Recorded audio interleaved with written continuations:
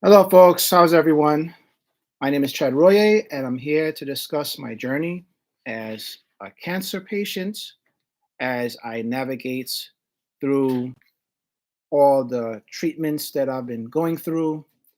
And I just want to highlight that I am citing the Leukemia and Lymphoma Society as I make a reference in this video. So I want to thank you for joining. Please feel free to like and subscribe to the channel, share with some folks that you know. Please turn on your notifications so that you're aware of my next videos. And if you are down for supporting the cause, you can always donate to my GoFundMe. My GoFundMe is in my name. Now, I am posting today on a Wednesday. I usually do a Monday, sometimes Tuesday, but I just have to tell you, I have not been feeling so great. But you wouldn't necessarily know even after speaking with me. I've been napping. My eyes feel a little droopy a little bit. Um, the gassy symptoms, it was really bad. And it was difficult to it would turn that down, please.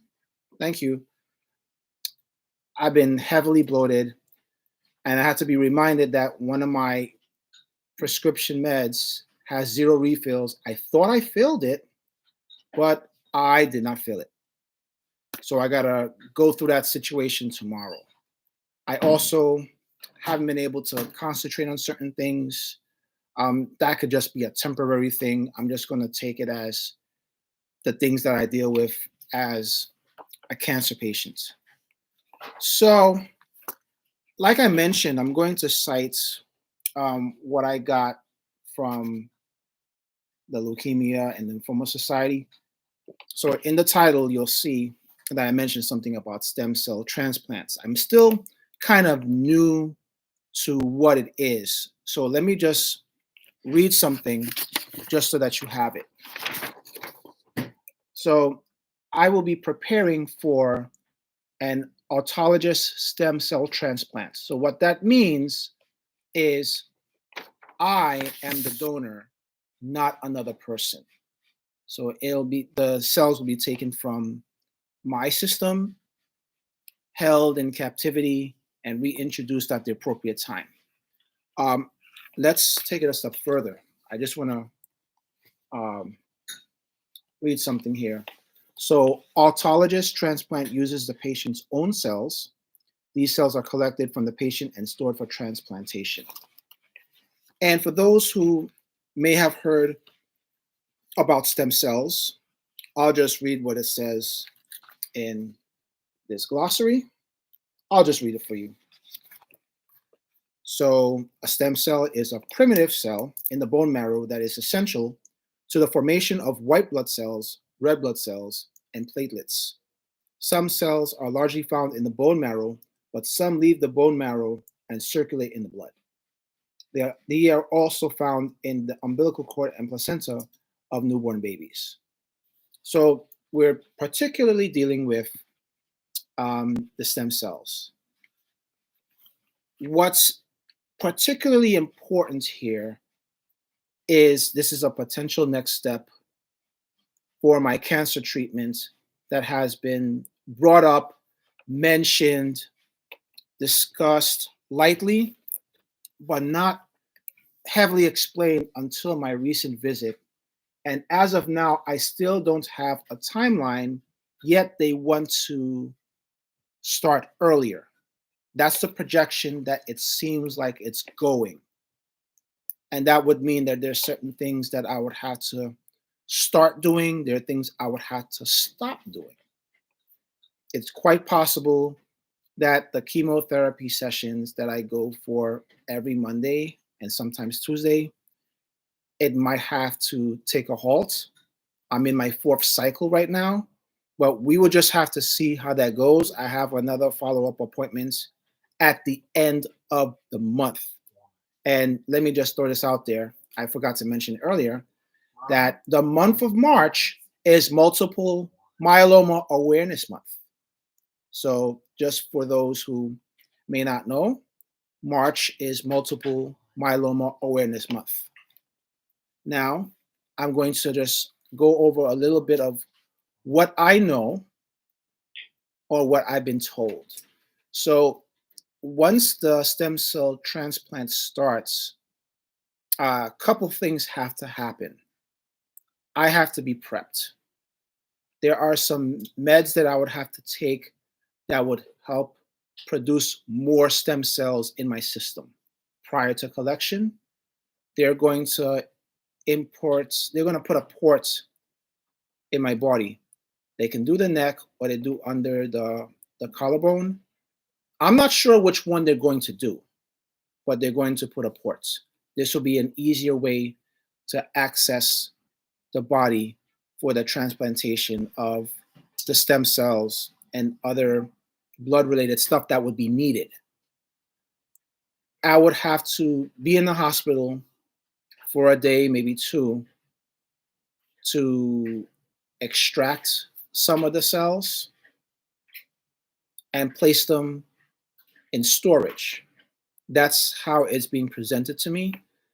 The timeline is very important because once you start taking the the I don't even want to call it drugs or injections. I think they're injections to create create more stem cells. Then at a certain day, I would have to go to the hospital and have them collected. I still have to work on the timeline for possible hospitalization. They'll have to provide a room for me. The area has to be sterilized, and I would have limited contact with others because what typically happens when you go through the transplants and the induction of the heavy dose chemotherapy, your immunization, your ability to fight diseases and infections, it's greatly compromised. It's tremendously compromised, and I'll be at risk of getting infections in my state once I'm in the hospitalization. That could be a period of 17 days of hospitalization. I'll probably need more time if they find an infection or if there is a fever that they have to control. For the most part, that is pretty much the basic of the basic that I am aware of. And the transplant process, just on the outside, it may sound like it is a little more evasive. It may sound like it's painful, but there are other people in our city, in our nation, in this world who's gone through it before. And from the few people that I've spoken to, they've told me it's not that bad.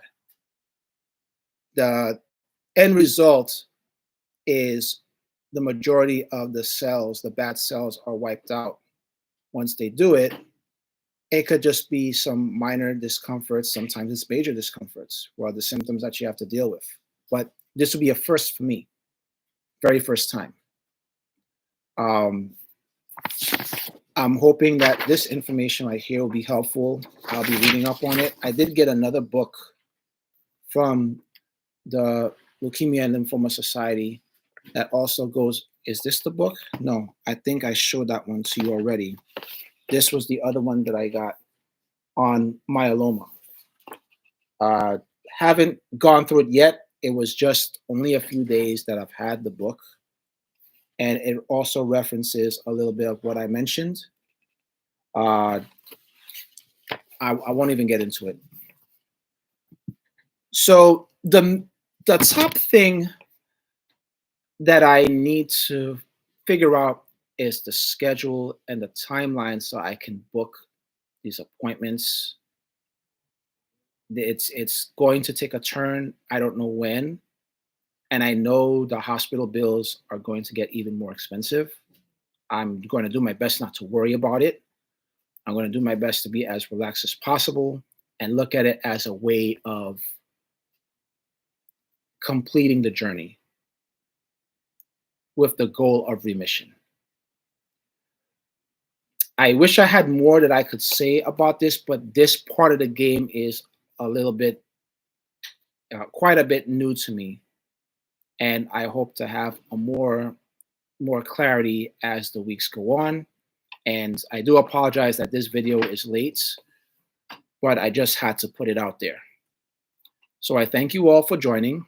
Right after this, I'm going to get some rest. I am worn. I am tired. I just need to put my head down and just relax as much as I can. I invite you guys to like and subscribe to my channel. Please turn on your notifications. And if you are a supporter and you would like to donate to my cause, I have a GoFundMe in my name. As everyone knows, hospital bills are very expensive. I thank you all. Enjoy the rest of your day. Cheers.